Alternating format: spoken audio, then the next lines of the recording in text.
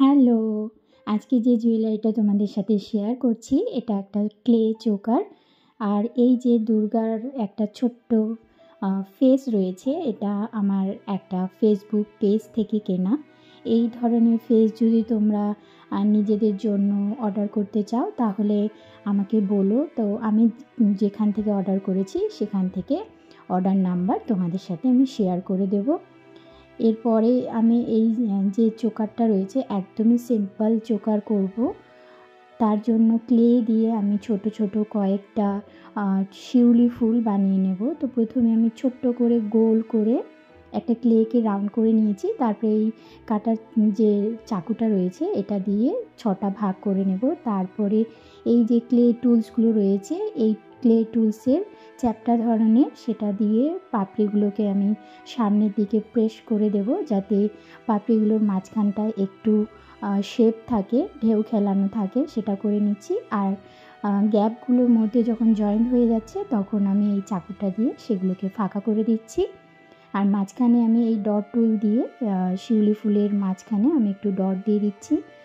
আর এই ফেসটার যে মাথাটা রয়েছে এটাতে আমার একটু মনে হচ্ছিল যে একটু ক্লে দিয়ে আমি চুলটা করে দিই, তো সেটা আমি করে দিচ্ছিলাম। ছোট ছোট দড়ির মতন এইভাবে ক্লেগুলোকে অ্যাটাচ করেছি, তারপরে মাঝখানে সিঁথি করেছি। এরপরে বাঁ দিকে আমি শিউলি ফুলগুলোকে অ্যাটাচ করে লাগিয়ে দিয়েছি। এটা খুব সাবধানে করবে, কারণ এটা যদি এবড়ো খেবড়ো হয়ে যায় তাহলে দেখতে কিন্তু একদমই ভালো লাগবে না। আর দুটো শিউলি ফুলের শেপ কিন্তু দুটো আলাদা, প্রথমটা একটু বড় রয়েছে, তারপরেরটা একটু ছোট।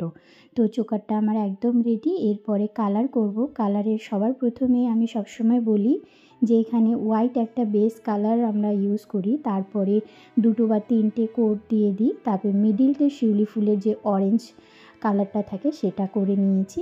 আর চুলগুলো অ্যাজ ইউজুয়াল ব্ল্যাক কালার করেছি।